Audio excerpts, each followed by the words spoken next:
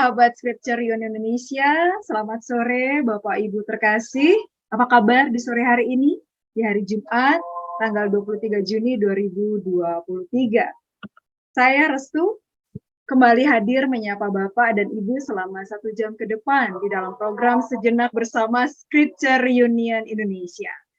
Topik sore hari ini sangat menarik Bapak dan Ibu, karena kita akan membicarakan mengenai pendeta, profesi atau pelayanan. Dan kita akan ditemani oleh narasumber hebat kita, yaitu Bapak Pendeta Dr. Yakob Tomatola. Beliau adalah pendiri dan juga dosen dari STT Jafrai, Jakarta. Baik, selamat sore Pak Pendeta Yakob. Selamat sore Pak. Sore. Ya, apa kabarnya Bapak hari ini? Baik, terima kasih. Senang bersama sekalian. Ya, terima kasih Bapak untuk kesediaan Bapak menjadi narasumber di acara Sejenak Bersama Scripture Union Indonesia di sore hari ini. Baik, sahabat Scripture Union Indonesia, apakah pendeta itu profesi atau pelayanan? Ini sebuah pertanyaan yang menimbulkan pertanyaan kembali, karena memang apa perbedaannya gitu ya. Nah, sahabat S Indonesia, bersama dengan Bapak Pendeta Yakob ini kita akan ditolong untuk melihat, mengenal, dan memahami pengertian pendeta yang sesungguhnya. Tapi sebelumnya, kita akan mengawali kegiatan kita pada sore atau malam hari ini dengan berdoa. Mari kita berdoa. Kami bersyukur kepadamu, Kristus, Sang Pemilik kehidupan kami.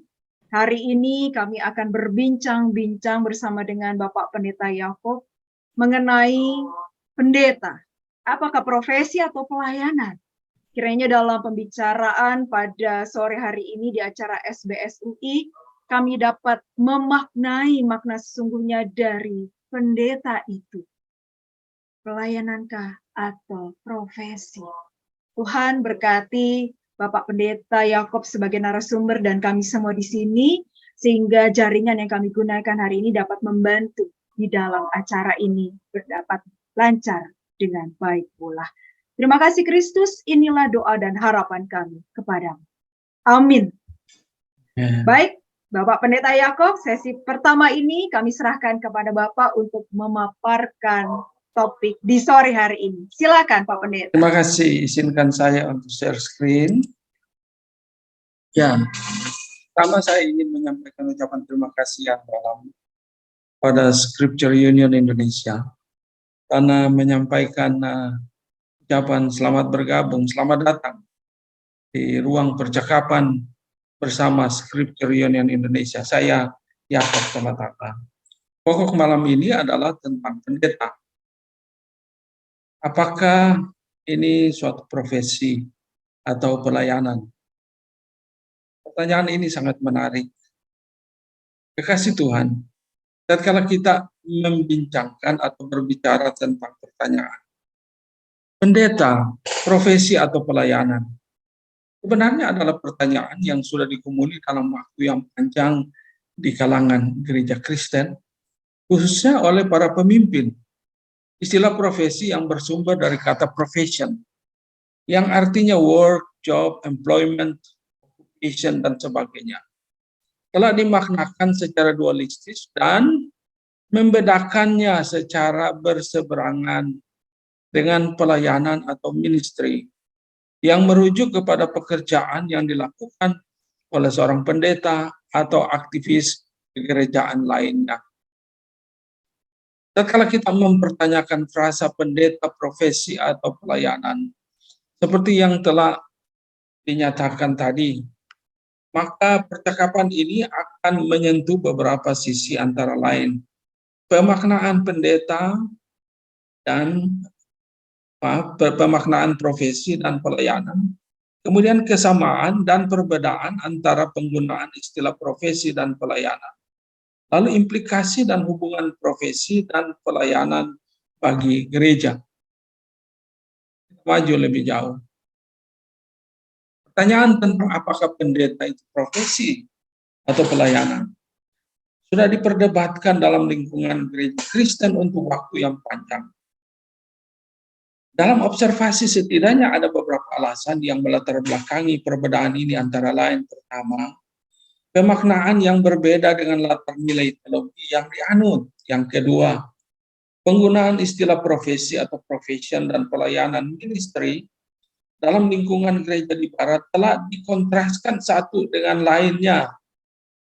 Sesudah itu penggunaan istilah profesi dan pelayanan telah disegmentasi pada lingkungan umum dan gereja sebagai specific terms yang maknanya berseberangan satu dengan yang lainnya.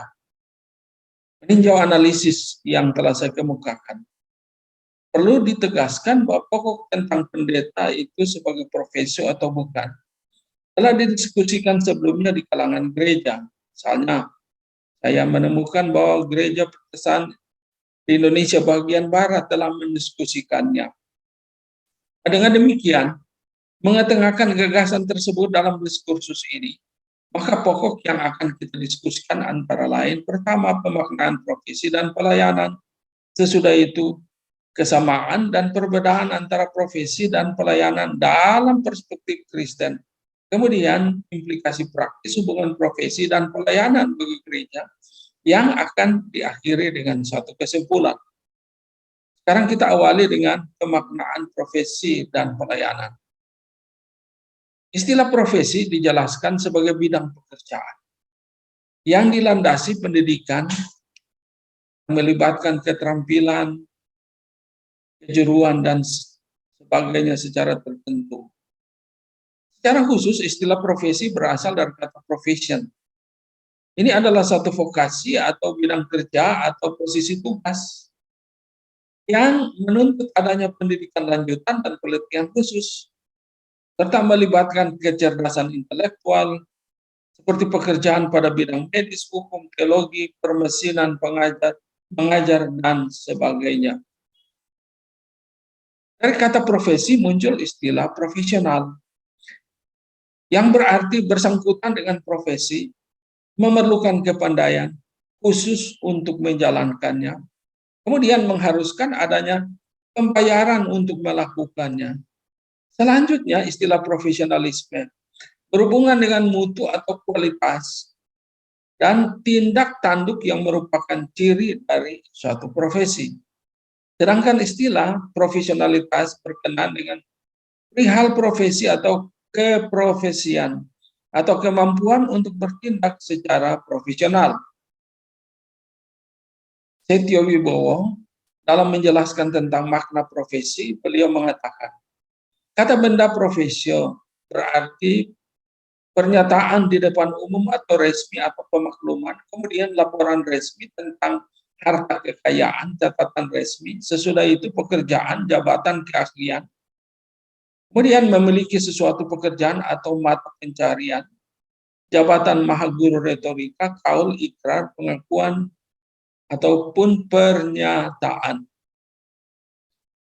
Selanjutnya dari akarnya, kata profesi, profesional, memang melibatkan sebuah keterampilan teknis, di mana semua pekerja yang mengerjakan suatu pekerjaan secara terampil dengan teknikalis yang tinggi disertai komitmen disebut sebagai profesional. Kemudian pada sisi lain, kata profesi yang berasal dari bahasa Latin profiteror dan profession mengisyaratkan bahwa seorang yang berketerampilan tinggi dalam pekerjaan adalah mereka yang mengucapkan janji tertentu di depan publik atau masyarakat umum yang akan menerima keahlian mereka yang dapat ditemukan dalam setiap bidang profesi, antara lain misalnya kedokteran dan profesi-profesi lain.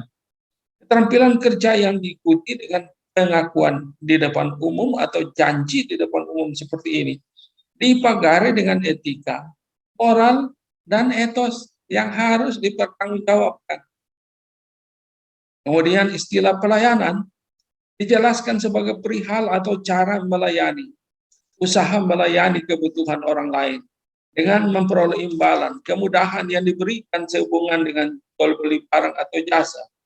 Secara spesifik istilah pelayanan yang diterjemahkan dari kata ministry berarti tindakan melayani atau memberi pelayanan.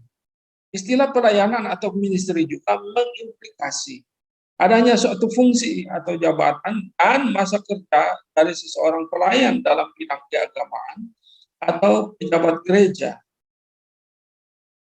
Dalam kaitan ini, istilah pelayanan secara khusus telah digunakan dan ditujukan kepada pekerjaan gereja.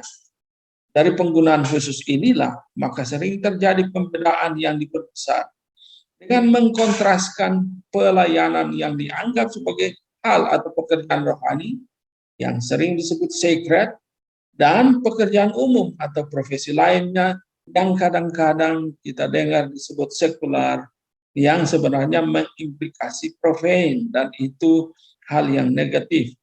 Nah, pemahaman seperti inilah yang menuntut adanya upaya menjawab pertanyaan, apakah pendeta adalah profesi atau pelayanan? Nah, karena itu kita pindah pada bidang yang kedua, yaitu kesamaan dan perbedaan antara profesi dan pelayanan.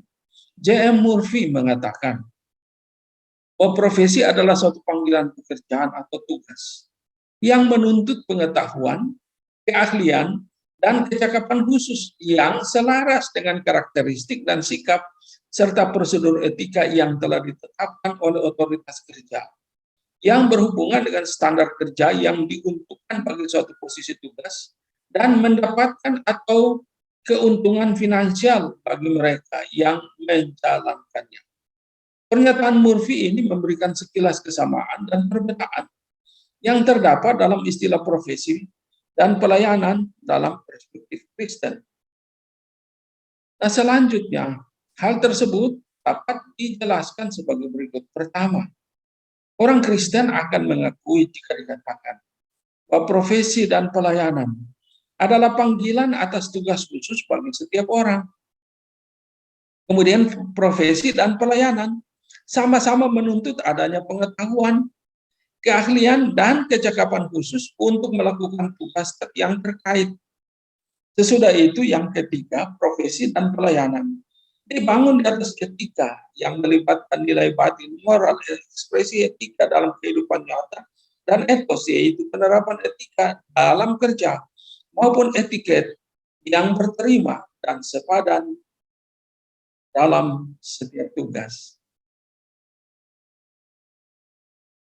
Yang keempat, orang Kristen akan mendukung bahwa baik profesi maupun pelayanan dibangun atas standar kerja yang berkualitas dalam menopang kinerja. Yang kelima, orang Kristen pun akan setuju jika profesi apapun dikaitkan dengan keuntungan profesional, sedangkan akan keberatan jika pelayanan dikaitkan dengan keuntungan finansial karena berbagai alasan.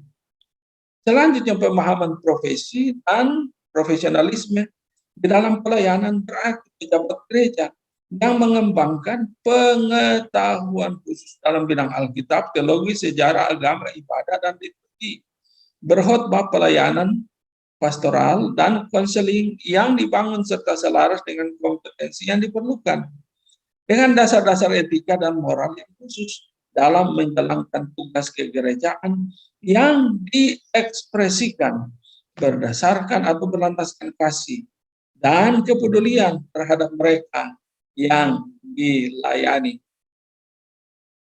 Kemudian, pada sisi lain, status dan pekerjaan dari pelayan gereja yang kita sering sebut pendeta telah didefinisikan dengan sikap dan pelayanan sebagai hamba yang melayani, sehingga menjadi pelayanan atau pekerjaan yang kudus atau sacred dan dibedakan dari profesi lainnya yang sering dianggap pekerjaan sekuler atau profane. Di samping itu, profesi dan pelayanan dalam gereja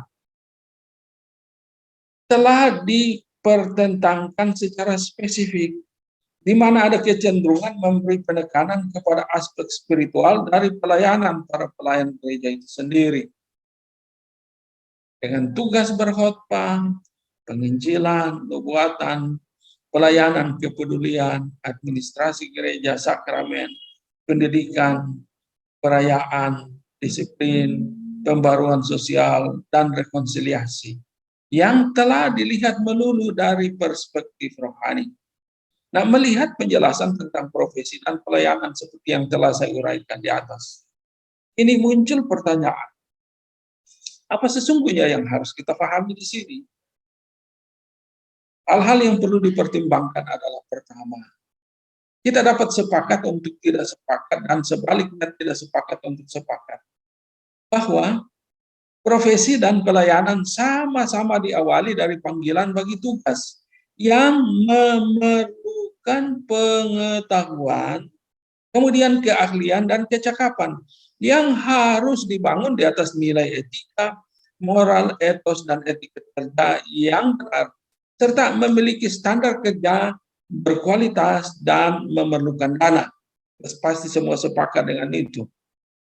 Kemudian yang kedua, secara normatif adalah absah bagi profesi apa saja untuk berorientasi kepada keuntungan finansial, namun harus dipertanggungjawabkan secara etika dan moral.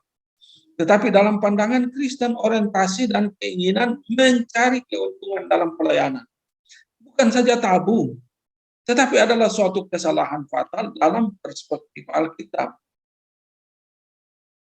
Hal-hal yang perlu pertimbangkan selanjutnya, kita lihat di dalam Alkitab. Karena Tuhan telah mengamarkan dengan tegas. Aku menasihatkan para penatua di antara kamu.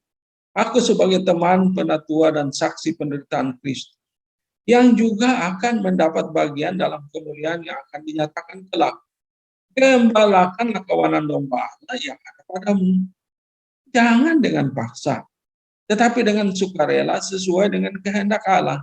Dan jangan karena mau mencari keuntungan, tetapi dengan pengabdian diri. Nah, karena itu, kita lanjutkan, firman menegaskan, janganlah kamu berbuat seolah-olah kamu mau memerintah atas mereka yang dipercayakan kepada kamu. Tetapi hendaklah kamu menjadi teladan bagi kawanan domba itu. Maka kamu, apabila Gembala Agung datang, kamu akan menerima kota kemuliaan yang tidak dapat layu. Karena uraian ini sudah terlihat sejauh mana perbedaan dan penggunaan istilah profesi dan pelayanan untuk menjelaskan tentang pekerjaan seorang pendeta. Nah, karena itu kita masuk kepada bagian yang ketiga, yaitu implikasi hubungan profesi dan pelayanan. Menyimak ketegangan akan pemahaman yang diciptakan antara profesi dan pelayanan yang hendak kita leraikan dengan mengangkat tema profesi, pendeta, profesi, atau pelayanan. Maka ada beberapa pertimbangan yang perlu dikemukakan antara lain.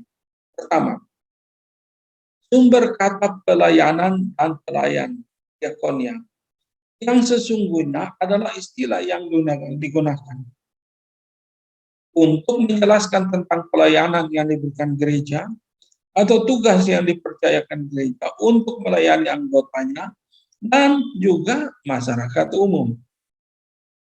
Pada dasarnya istilah pelayanan di sini memang dibangun di atas karunia rohani yang diberikan Tuhan kepada gerejanya untuk melayani dalam berbagai bidang pelayanan dengan memberikan bantuan pribadi dan menolong semua anggota jemaat.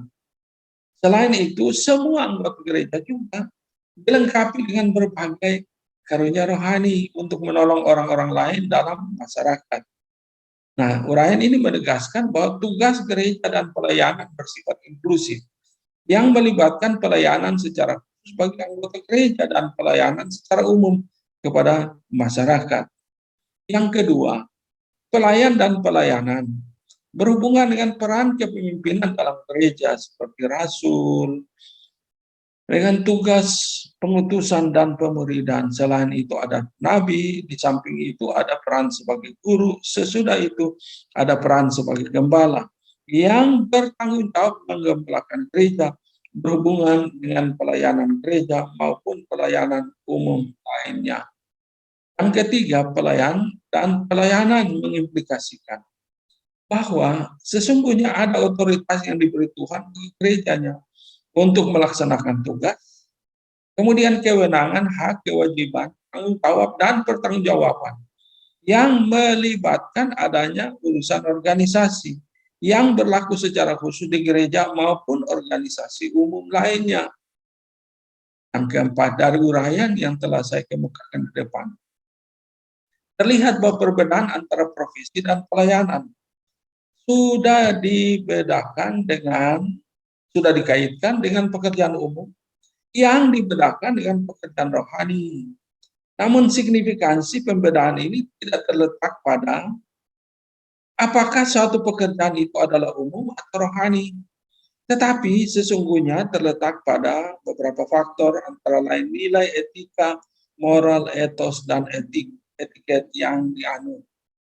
Lalu yang kelima, eksklusivitas penggunaan istilah pelayanan bagi pekerjaan gereja tidak dapat dilepaskan dari kenyataan bahwa profesi dan pelayanan sama-sama sepakat tentang adanya panggilan bagi tugas yang memerlukan pengetahuan, keahlian, dan kecakapan, dan harus dibangun di atas nilai etika, moral, dan etiket yang benar, serta memiliki standar kerja berkualitas dan memerlukan dana. Berdasarkan uraian yang telah saya kemukakan ini, dapat saya tanyakan, apa salahnya jika pelayanan pendeta disebut sebagai profesi pendeta? Apa salahnya ya? Cuma bertanya. Nah, sekarang kita simpulkan. Pokok yang telah kita diskusikan adalah antara lain. Pertama, pemaknaan profesi dan pelayanan. Di mana istilah profesi atau profession adalah satu vokasi atau bidang kerja atau posisi tugas yang menuntut adanya pendidikan lanjutan dan pelatihan khusus yang melibatkan kecerdasan intelektual. Pada sisi lain, istilah profesional yang berarti bersangkutan dengan profesi yang memerlukan kepandaian khusus untuk menjalankannya, juga mengharuskan adanya pembayaran untuk melakukannya. Karena melibatkan keterampilan teknis di mana semua pekerja yang mengerjakan suatu pekerjaan secara terampil dengan teknikalitas yang tinggi disertai komitmen dapat disebut sebagai profesional. Lalu kemudian dari sudut pandang lain, gagasan pelayanan jelaskan sebagai perihal atau cara melayani, usaha melayani kebutuhan orang lain dengan memperoleh imbalan karena berkaitan erat dengan tindakan melayani atau memberi pelayanan. Lalu sesudah itu yang kedua, kesamaan dan perbedaan antara profesi dan pelayanan yang memperlihatkan adanya beberapa temuan yang signifikan, antara lain diakui bahwa baik profesi maupun pelayanan adalah panggilan atas tugas khusus bagi setiap orang. Dan yang kedua, profesi dan pelayanan sama-sama menuntut adanya pengetahuan, keahlian, dan kecakapan khusus untuk melakukan tugas yang terkait. Yang ketiga, profesi dan pelayanan dibangun di atas etika atau nilai batin, moral, yaitu ekspresi etika dalam kehidupan nyata, etos, penerapan etika dalam kerja, maupun etiket yang berterima dan sepadan dalam setiap tugas. Yang keempat, baik profesi maupun pelayanan dibangun di atas standar kerja yang berkualitas dalam menopang kinerja. Lalu yang kelima, dapat diterima bahwa profesi apapun membutuhkan adanya dukungan finansial dan tidak semuanya dikaitkan dengan keuntungan finansial. Nah, yang ketiga, aplikasi praktis. Hubungan profesi dan pelayanan bagi gereja dapat kita katakan bahwa pertama, istilah pelayanan dan pelayan digunakan untuk menjelaskan tentang pelayanan yang diberikan gereja atau tugas yang dipercayakan gereja untuk melayani anggotanya dan masyarakat umum lainnya. Kedua, pelayan dan pelayanan berhubungan dengan peran pemimpin atau dalam pimpinan gereja, antara lain rasul, nabi, guru, dan gembala yang melayani atau bekerja secara umum maupun secara khusus. Ketiga, ada otoritas khusus, kepemimpinan yang khusus yang melibatkan tugas, kewenangan, hak, kewajiban, tanggung jawab, dan pertanggungjawaban yang ada pada semua profesi dan semua jenis pelayan. Yang keempat, ditemukan pada semua profesi, apakah yang umum ataupun yang rohani, semua dilandaskan pada nilai etika, moral, etos, dan etiket yang dianut. Kemudian, semua profesi dan pelayanan sama-sama didasarkan adanya panggilan tugas yang memerlukan pengetahuan, keahlian, kecakapan yang harus dibangun di atas nilai etika, moral, etos, dan etiket kerja yang benar, serta memiliki standar kerja yang berkualitas, dan secara khusus memerlukan dana.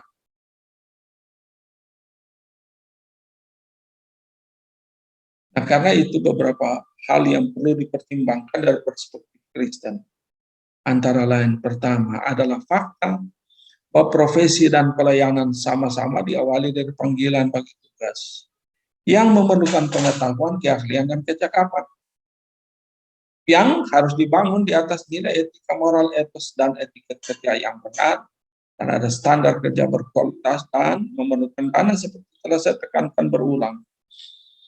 Secara normatif adalah absah bagi profesi apa saja untuk berorientasi kepada keuntungan finansial, namun harus dipertanggungjawabkan secara etika dan moral. Tetapi dalam pandangan Kristen, orientasi dan keinginan mencari keuntungan dalam pelayanan tidak tabu, tetapi adalah suatu kesalahan fatal dalam perspektif Alkitab, seperti yang sudah ditegaskan sebelumnya. Pembedaan penggunaan istilah profesi maupun pelayanan tidak signifikan untuk diperdebatkan, karena yang terpenting adalah kedua-duanya memiliki kesamaan fundamental, karena perbedaan yang khusus yang ada padanya yaitu tatanan nilai yang dianut. Itu saja. Karena itu, selamat berdiskusi. Saya berikan kesempatan bagi Anda untuk mengumpulkan gagasan apapun. Terima kasih. Saya kira itu apa yang dapat saya presentasikan. Baik, terima kasih kepada Bapak Pendeta Yakub Tola yang sudah memberikan pemaparan terkait dengan pendeta, profesi atau pelayanan, demikian temanya. Baik, sahabat Esi Indonesia, kita akan masuk dalam sesi diskusi. Bapak atau Ibu dapat mengajukan pertanyaan secara langsung kepada narasumber kita pada saat ini dengan Pak Pendeta Yakob dengan terlebih dahulu menggunakan fitur raise hand atau dapat menuliskannya pada bagian chat, dan kami akan membacakannya kepada narasumber. Sambil memberikan waktu kepada Bapak Ibu untuk mempersiapkan pertanyaan, maka saya akan memulai pertanyaan kepada narasumber kita pada sore atau malam hari ini kepada Pak Pendeta Yakob. Pak Pendeta, sungguh pemaparan yang sangat luas dan akhirnya cukup bisa dipahami dengan baik. Tapi ada satu hal yang menggelitik saya. Ini ada, saya teringat sekali ada sebuah pernyataan, saya tidak bisa menyebutkan namanya karena tidak nyaman gitu ya. Beliau pernah mengatakan seperti ini, jikalau pendeta itu adalah panggilan atau pelayanan, berarti ini pendeta seumur hidup. Tapi kalau pendeta itu sebagai profesi, berarti menghitung jam kerja. Jadi ya layaknya sebagai seorang direktur perusahaan yang bekerja mulai dari jam 9 pagi sampai jam 5 sore. Dan pekerjaannya itu dihitung dalam satuan waktu. Di luar jam itu ya dia bukan direktur lagi. Jadi sama kayak pendeta, kalau saya sudah melaksanakan jam sekian hingga sekian disebut profesi, maka saya di luar jam itu saya tidak lagi melakukan pekerjaan. Saya untuk diri saya sendiri. Ini bagaimana Pak? Pemahaman ini. Terima kasih untuk observasi dan pertanyaan yang baik sekali. Pertama, tatkala kita berbicara tentang profesi ataupun pelayanan, kita sepakat untuk mengatakan bahwa baik pendeta maupun katakanlah seorang dokter, seorang perwira militer, seorang ahli hukum, seorang sarjana ekonomi, apapun, itu diawali dari panggilan dan kita harus menyadari kebenaran tentang hal itu. Yang kedua, hal yang sebenarnya kita pertentangkan adalah kita bicara tentang polisi keorganisasian. Karena kita lihat bahwa misalnya ada gereja di mana tatkala pendetanya pensiun dia tidak bisa melayani. Tapi ada pendeta di mana pendetanya bisa melayani sampai wafat. Nah, hal itu menjelaskan bahwa itu cuma sekedar polisi, ketentuan organisasian yang kita besar-besarkan. Lalu hal yang terpenting adalah secara fundamental menjadi pendeta ataupun dalam profesi lainnya memerlukan keahlian, harus belajar keras. Bahkan rekan-rekan kita di Gereja Roma Katolik itu belajarnya bertahun-tahun, belasan tahun, bahkan puluhan tahun sebelum diangkat menjadi pastor atau romo untuk jemaat. Jadi dari pendeta sejatinya juga kita belajar. Saya pun belajar bertahun-tahun, bahkan belasan tahun di banyak seminari. Nah, sehingga untuk menjadi pendeta maupun seorang pelayan, kita dituntut untuk menyadari bahwa sebenarnya pada kita itu cuma panggilan khusus yang membedakan dengan orang lain yang juga punya panggilan khusus. Jadi misalnya seorang dokter punya panggilan khusus, dan saya tidak mungkin menggantikan perannya sebagai seorang ahli medis. Nah, kadang-kadang kita menggampangkan profesi pendeta, atau menggampangkan pelayanan sebagai seorang pendeta.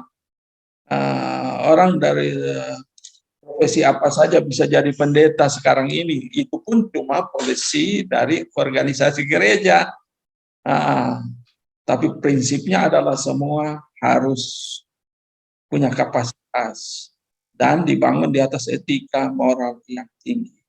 Nah, lalu kita katakan, oh kalau begitu pembedaan antara pendeta dan profesi lain kan masih ada.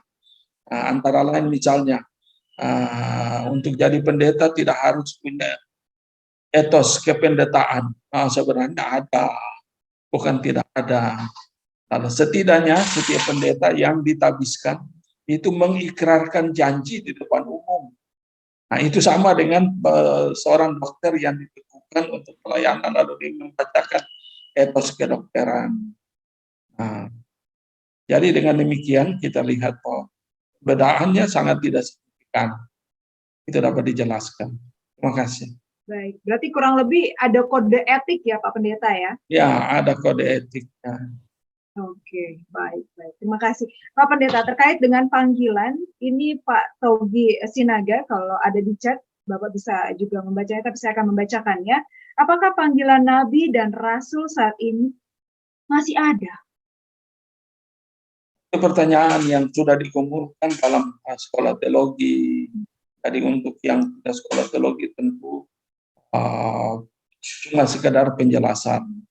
Ada yang katakan bahwa ada Nabi sebagai panggilan utama dan ada Nabi sebagai apa yang disebut karisma atau karunia rohani, ataupun beberapa pembedaan lain. Tetapi sekali lagi itu menjelaskan tentang hal spesifik yang ditetapkan oleh Tuhan bagi pelayanan gerejanya dengan fungsi-fungsi khusus berbicara atas nama Tuhan. Jadi dengan demikian, belakangan ini kalau kita katakan atau kita dengar ada orang yang menyebut nabi ini, nabi itu, kebanyakan pelayan gereja itu memahami bahwa itu hanya secara fungsional, tidak sama dengan nabi katakanlah Yesaya, Yeremia dan sebagainya. Saya kira itu. Terima kasih. Betul, Pak. Ini baru saja saya berbicara atau mengetahui kisah tentang Yeremia, tentang panggilan Yeremia, tentang panggilan seorang nabi. Semoga bisa terjawab ya, Pak Togi Sinaga, apakah ini panggilan nabi masih ada gitu ya di kancana dunia sekarang ini? Karena jujur saja, ketika saya membaca tentang kisah Yeremia yang merupakan nabi peratap, nabi menangis gitu ya, karena melihat bagaimana kondisi dia memberitakan firman Tuhan, seperti memberitakan kepada orang tuli dan sebagainya, terlihat ada gambaran kelelahan di sana. Nah, terkait dengan ini, apakah ketika seseorang dikatakan dia sudah terpanggil menjadi seorang pendeta dan kode etiknya adalah menuntaskan pekerjaannya dengan sebaik mungkin karena terkait dengan profesionalitas dia, bisakah dia tiba-tiba mengundurkan diri? Pak Pendeta. Yang terakhir bagaimana? Bisakah? Bisakah seorang pendeta karena kelelahan, ketidaknyamanan di hatinya gitu ya. Entah karena walaupun dia dikatakan itu adalah sebuah panggilan gitu, karena tadi kan terkait dengan Pak Togi bilang bahwa ini adalah masih adakah panggilan nabi dan rasul pada masa kini, dan itu terkait dengan saya ketika membaca kisah Nabi Yeremia yang terus meratap dan menangis di kalangan orang-orang Israel yang saat itu bagaikan tuli tidak mau mendengar firman Tuhan. Rasa-rasanya apakah bisa pada masa sekarang ini ketika pendeta merasa sudah lelah dengan keadaan? Ini kan terkait kode etik gitu Pak Pendeta ya, karena tidak bisa dipungkiri gitu. Ya, ini gimana Pak Pendeta? ya.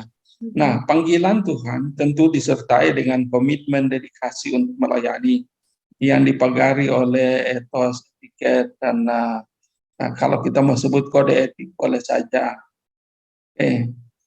Nah, pada sisi lain itu pun ditentukan oleh banyak faktor, misalnya faktor organisasi yang sudah menetapkan ada gereja yang punya polisi bahwa usia ada yang 50, ada yang 60, ada yang 65 sudah memasuki masa pensiun.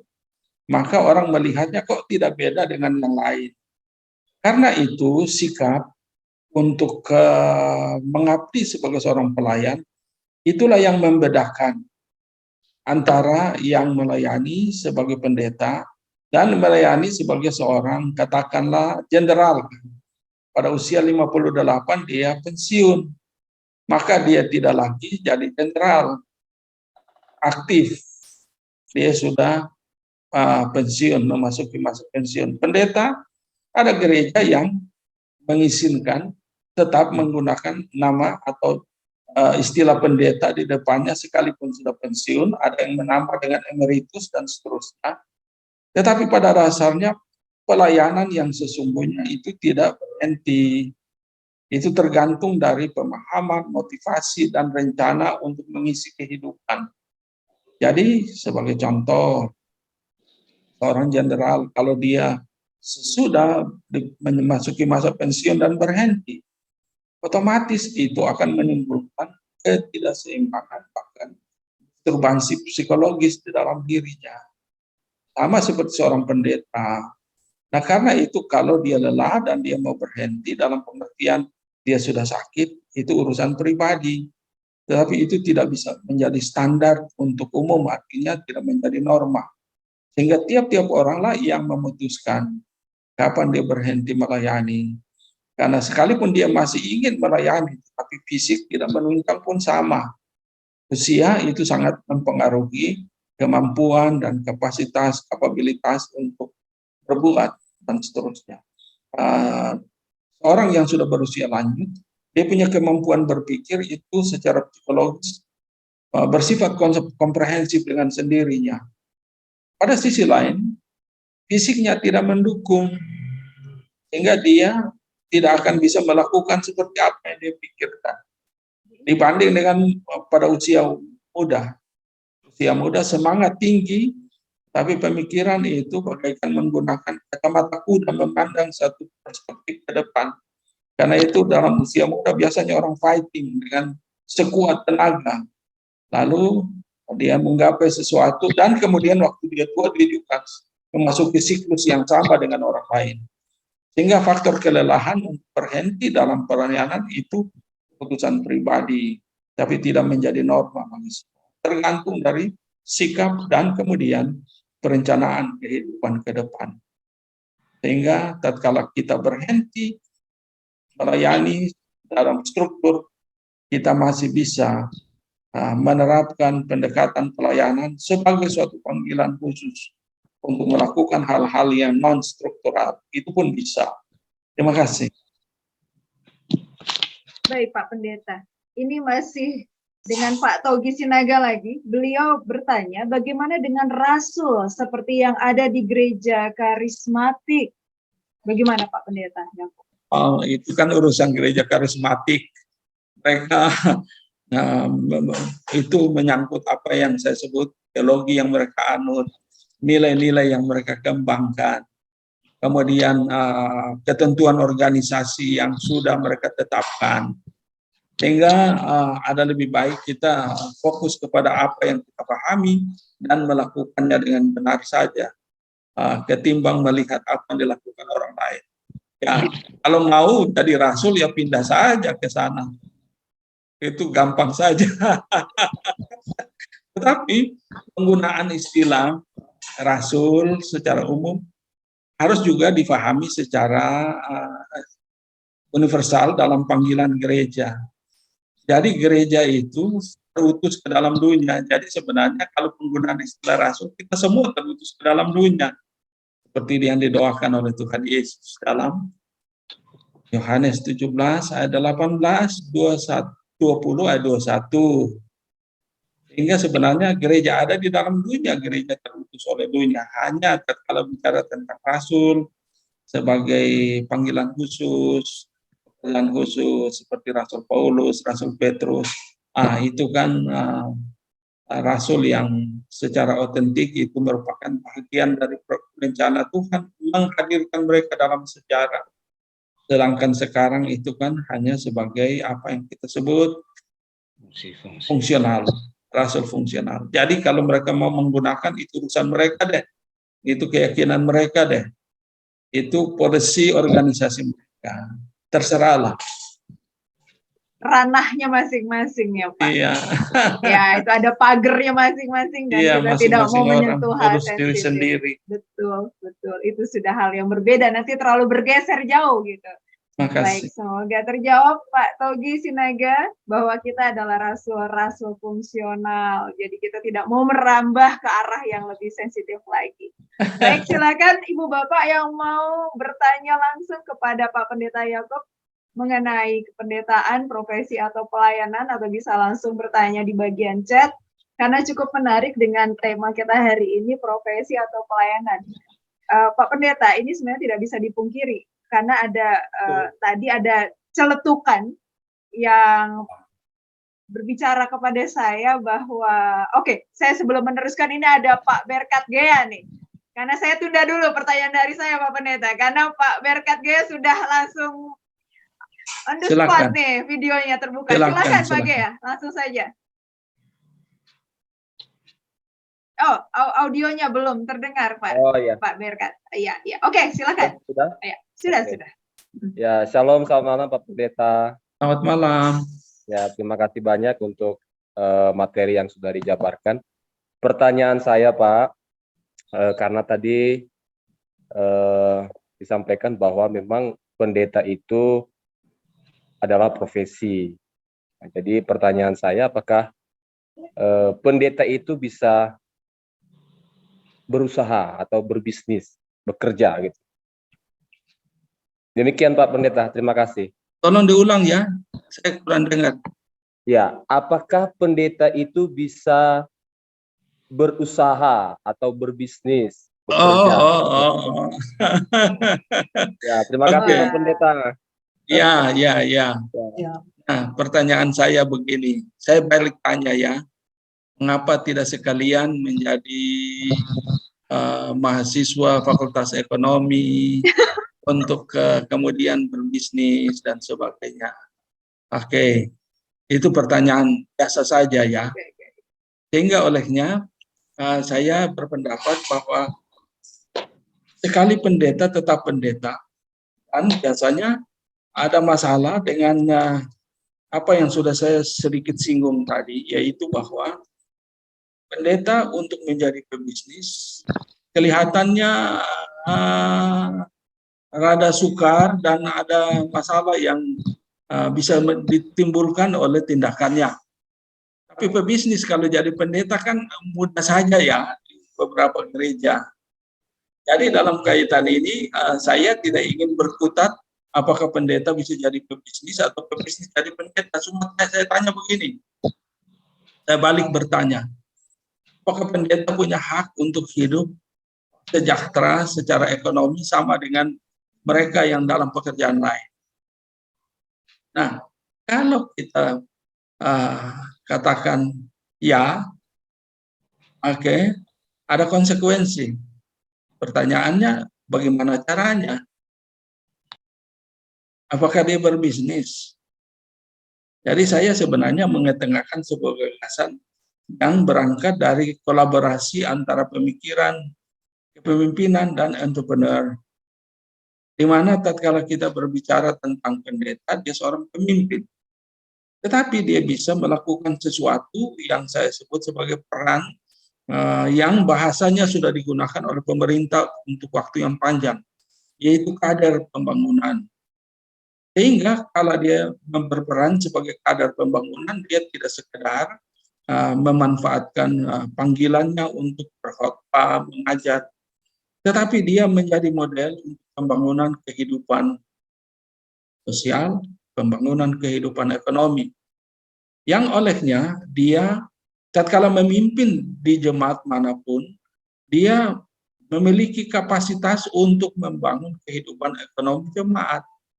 Yang olehnya tatkala dia menjadi model, lalu dia memberdayakan masyarakat, maka dengan sendirinya dia akan mendapat apresiasi atau dukungan. Yang kedua, tatkala dia mengerjakan sesuatu dengan mempertimbangkan beberapa faktor, misalnya setiap kita punya waktu 24 jam. Dalam 24 jam itu kita bisa bagi 8 jam istirahat, kemudian 8 jam itu waktu kerja, dan 8 jam itu adalah waktu pribadi. Nah, kebanyakan kita yang melayani atau orang yang melayani sebagai pendeta sering tidak memperhitungkan waktu ini. Dan ini keliru. Setiap gembala harus bekerja setidaknya 8 jam untuk mengerjakan hal-hal pastoral dengan memanfaatkan gereja atau kantor gereja sebagai pusat pengendali kegiatan. Lalu sesudah itu tatkala dia terlibat dalam apa yang saya sebut peran sebagai kader pembangunan, itu juga dia menggunakan 8 jam waktu pribadi tadi. Nah, sehingga tatkala dia menolong orang lain, sehingga katakanlah orang mengalami peningkatan kehidupan kesejahteraan ekonomi dengan kemampuan misalnya mengolah bahan mentah menjadi apa yang kita sebut komoditi ekonomi dengan harga jual yang tinggi. Bukankah pendeta sudah menyejahterakan anggota jemaatnya? Sehingga kalau dia melakukan apapun untuk dirinya, dia harus memperhatikan bahwa bukan dia yang mengerjakannya, tetapi ada orang kepercayaan yang mengerjakannya. Maka ada apa yang disebut the second, the third, the fourth income. Dan itu tidak melanggar apapun karena dia tidak melakukannya sendiri. Dia melakukan dengan apa yang saya sebut mentalitas investor, yang olehnya ada yang mengerjakan untuk dia. Yang olehnya dia tidak bisa dituduh sebagai menjadi pebisnis. Karena 8 jam di kantor, 8 jam waktu pribadi untuk istirahat, 8 jam waktu pribadi yang senggang untuk melakukan apa yang saya sebut pendekatan untuk memperoleh the second, the third, the fourth income. Nah, apa salahnya? Itu tidak salah. Salahnya jika pendeta melakukannya sendiri. Sehingga misalnya kalau dia di tempat di mana orang memelihara babi, kalau dia memelihara babi dan memberi perhatian kepada babi, dia bisa dituduh menjadi gembala babi. Tetapi kalau dia punya keahlian beternak babi, lalu dia menyejahterakan jemaat dengan mengajar mereka bagaimana beternak babi secara benar, secara profesional, dan mereka memperoleh manfaat dari pekerjaannya. Maka sebentar, tatkala dia memiliki sendiri dengan atau yang dikerjakan oleh orang kepercayaan, maka tidak mungkin dia dituduh sebagai gembala babi, tidak mungkin dia dipersalahkan. Karena itu memerlukan strategi pendekatan yang berbeda dari apa yang secara tradisional dilakukan selama ini. Sehingga kita kembali kepada prinsip sekali pendeta tetap pendeta, dan dia memerlukan kesejahteraan yang sama dengan orang lain. Maka dia punya hak dan dia punya tanggung jawab dan peran untuk mengupayakannya dengan cara yang rohani, bukan dengan cara yang tidak rohani. Itu sedikit gagasan yang saya harap dipertimbangkan. Sehingga olehnya ada kesejahteraan ekonomi yang sama. Karena itu sama bagi semua orang. Pendeta maupun non-pendeta memerlukan kesejahteraan ekonomi. Pendeta atau non-pendeta, anak-anaknya punya hak untuk bersekolah baik. Nah, kemudian pendeta atau non-pendeta juga punya hak untuk memperoleh pendapatan tambahan. Tapi pertanyaannya bagaimana sehingga perumus yang pertama sekali pendeta tetap pendeta itu tidak menyimpang. Nah, ini memerlukan upaya untuk diskusi secara berkelanjutan. Karena apa yang saya terangkan di sini tidak gampang dipahami hanya dengan waktu beberapa menit. Terima kasih. Terima kasih. Bagaimana Pak Berkat Gea? Apakah cukup membantu dengan jawaban dari Pak Pendeta Yakob? Ya, terima kasih banyak Pak Pendeta. Terima kasih Pak Berkat. Namanya juga Berkat. Bahwa memang ini Berkat. tidak cukup cuma beberapa menit, nanti berkelanjutan. Terima kasih banyak Pak. Baik, terima kasih Pak Berkat. Terima kasih untuk jawabannya Pak Yakob. Nah ini tadi juga Pak Berkat sebenarnya sudah membuka jalan untuk saya untuk masuk lebih dalam lagi. Ini terkait dengan, mohon maaf kalau mungkin agak lebih sensitif Pak Pendeta Yakob, gaji pendeta. Jadi pendeta itu pasti diberikan kesejahteraan, diberikan kebutuhan finansial oleh gerejanya masing-masing. Itu tidak bisa dipungkiri. Tetapi terkadang dengan kebutuhan masa kini yang semakin meningkat dan di mana kebutuhan itu finansialnya kurang, mungkin ini terkait dengan pertanyaan Pak Berkat tadi. Gitu.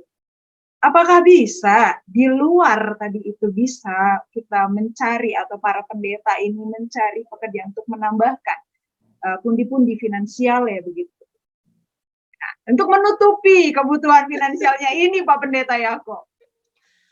Ini pertanyaan yang real. Ya. Yang digumuli oleh kebanyakan mereka yang disebut pendeta. Nah, sekarang tatkala kita mempertanyakannya, saya tanya balik ya. Bukankah saya sudah tekankan bahwa semua pekerjaan memerlukan dana? Ya, nah? Coba melayani dan tidak ada katakanlah uang yang diberi. Kadang-kadang orang membuat istilah-istilah yang aneh-aneh. Ada gaji, ada honor, ada amplop.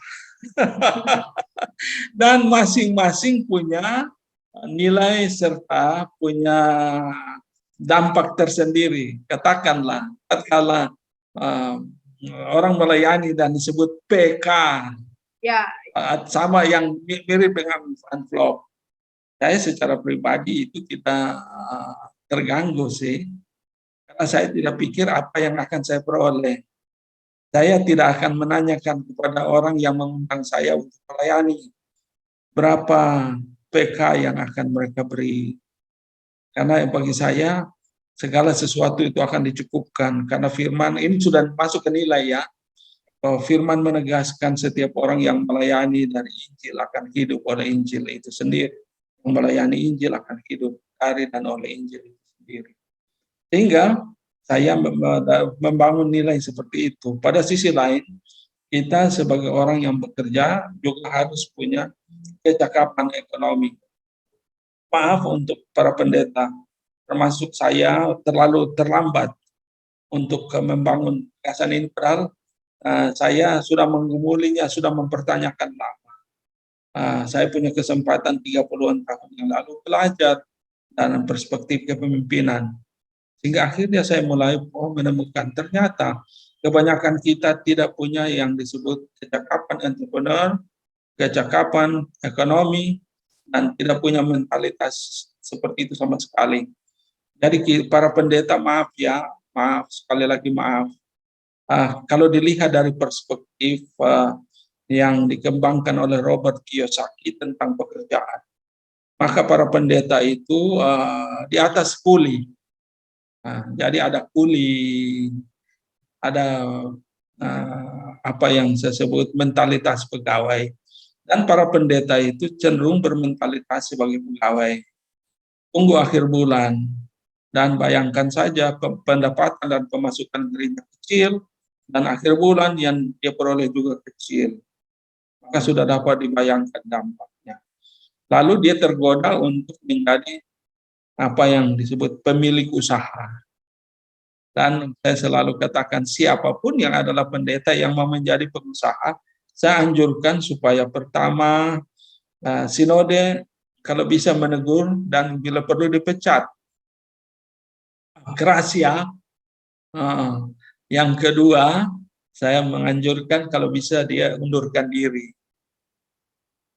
Nah, tetapi ada tetapi ya, tidak sekedar saya tetapi dalam memimpin itu setiap orang harus bertanggung jawab mengembangkan organisasi yang dia pimpin sampai pada tahap ada kekuatan ekonomi. Nah, sekarang di dalam sistem gereja, kalau kita sebut sentralisasi, uangnya dari mana?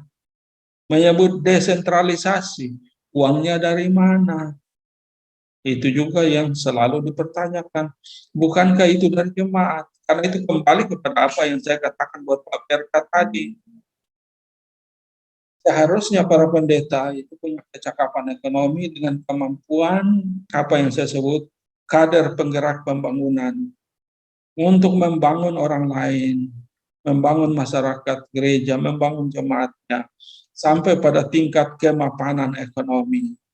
Sehingga olehnya anak-anaknya katakanlah di tempat di mana dia melayani hanya ada ubi kayu. Ubi kayu itu komoditi alam. Kalau direbus harganya sangat rendah. Tapi kalau dijadikan keripik harganya berubah. Itu namanya mengubah komoditi alam menjadi komoditi ekonomi. Karena itu tatkala itu diubah maka itu sudah berubah. Hanya para pelayan itu harus punya kecerdasan ekonomi untuk membangun kehidupan ekonomi jemaat dengan cara misalnya memikirkan bagaimana memproduksi, bagaimana memasarkan, bagaimana menyimpan, bagaimana distribusi dan seterusnya. Itu kan prinsip-prinsip ekonomi yang tidak dipelajari oleh para pendeta. Akibatnya adalah kebanyakan itu bagai kerakap tumbuh di batu, hidup segan mati tak mau. Mengerikan kan, menyedihkan bukan? Karena mentalitasnya itu mentalitas pegawai dan mentalitas yang menjebak yaitu menjadi pemilik usaha. Jadilah apa yang saya sebut orang yang punya mentalitas investor, bukan investor uang loh, yang bisa membuat sesuatu sebagai investasi untuk membangun dengan otaknya memberdayakan sesama sehingga olehnya kehidupan ekonomi jemaat itu dibangun. Dan pada gilirannya tidak usah heran jika mereka terbangun dan jika mereka memperoleh manfaat dari pelayanan para pemimpin yang kita sebut pendeta ini, akan ada imbalannya.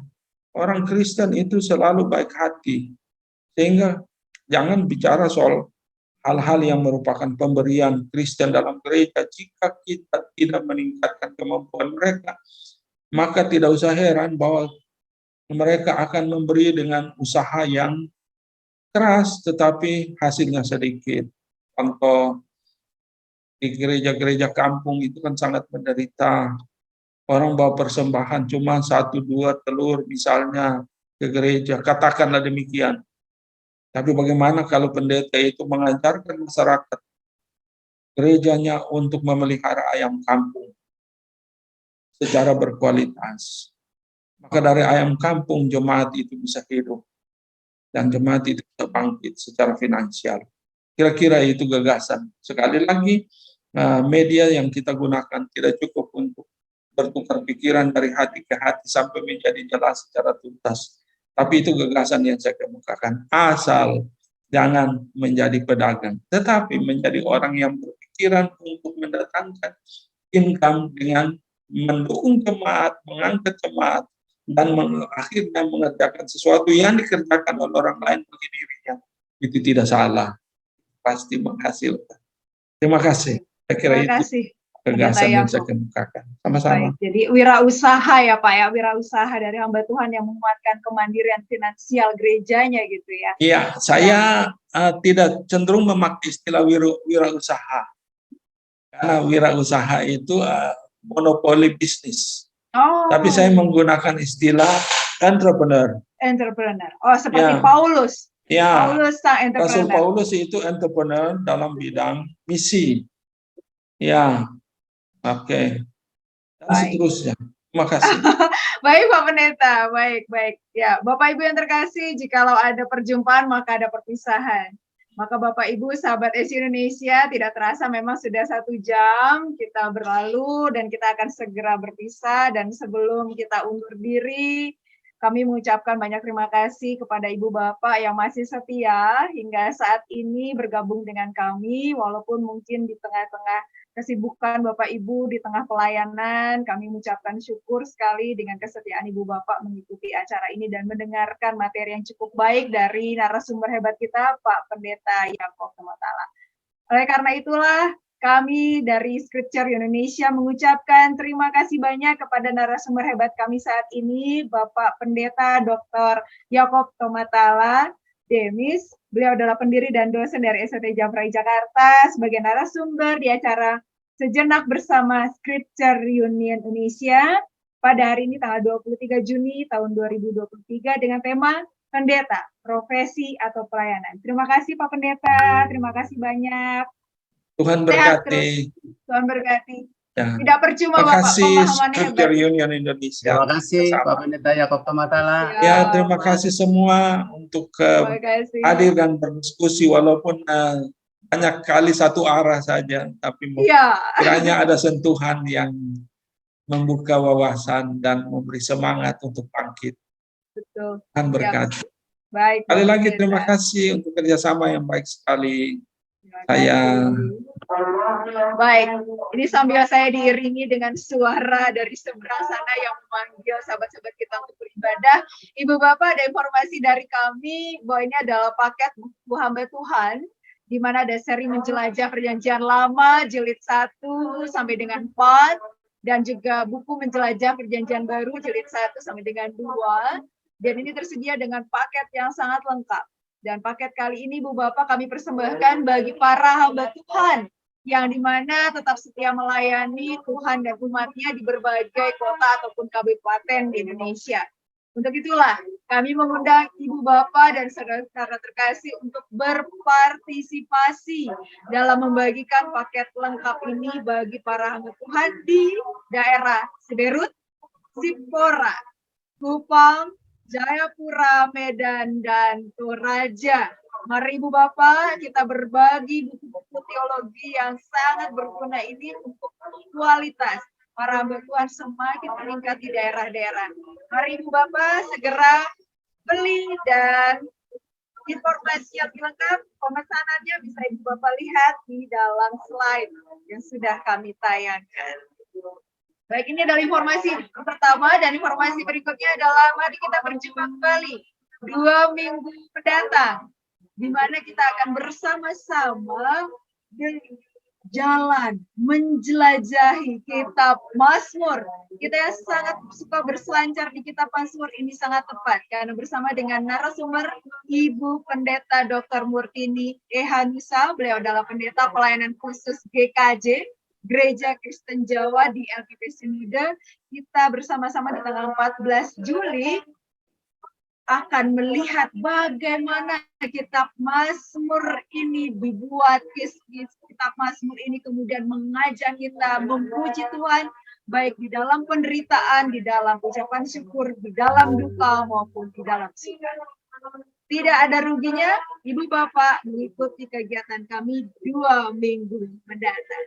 Demikian Ibu Bapak untuk informasi kita pada hari ini, pada malam hari ini, dan sebelum tutup kegiatan kita di SBSI pada malam hari ini, saya mohon kesediaan Pak Pendeta Yakob untuk memberikan kesimpulan pembahasan tema kita pada malam hari ini dan mengakhirinya dengan doa.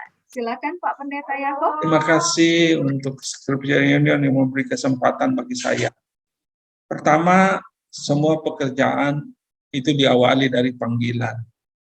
Yang kedua, memerlukan keahlian, pengetahuan, keterampilan yang melibatkan kapasitas dan kapabilitas serta kompetensi untuk pekerjaannya. Yang ketiga, semua itu dipagari oleh etika, etos, etiket, dan tentu kode etik. Dan yang keempat, semua harus dilakukan dengan komitmen yang tinggi, dan terakhir, semua memerlukan dana, asal jangan cari untung. Sehingga tidak dapat ditolak bahwa pendeta pun bisa disebut sebagai profesi jika tidak cari untung. Itu saja. Selamat malam, Tuhan memberkati. Baik, bisa diakhiri dengan doa, Pak Pendeta Yakob. Mari kita berdoa. Bapa yang baik, kami bersyukur untuk peluang bersama-sama dalam ruang Zoom yang disponsori oleh Scripture Union Indonesia. Kiranya tangan Tuhan ada atas Scripture Union, kiranya Tuhan menyertai dengan berkat yang penuh, kiranya pelayanan Scripture Union Indonesia dan semua komponen SDM dan usaha apapun diberkati oleh Tuhan, sehingga olehnya Injil Kerajaan tetap dimasyurkan, nama Tuhan dimuliakan, banyak orang diberkati lewat pelayanan Scripture Union Indonesia, bahkan Scripture Union di seluruh dunia. Terima kasih untuk semua rekan yang hadir dalam perjumpaan Zoom malam ini. Tangan Tuhan, berkat Tuhan, penyertaan Tuhan kiranya ada atas semua. Dengan demikian kami menyerahkan diri kepada Tuhan dan memohon kiranya Tuhan memberkati engkau dan melindungi engkau. Kiranya Tuhan menyinari engkau dengan wajah-Nya dan memberi engkau kasih karunia. Kiranya Tuhan memalingkan wajah-Nya kepadamu dan memberi kepadamu damai sejahtera sekarang dan selamanya. Haleluya. Amin. Amin.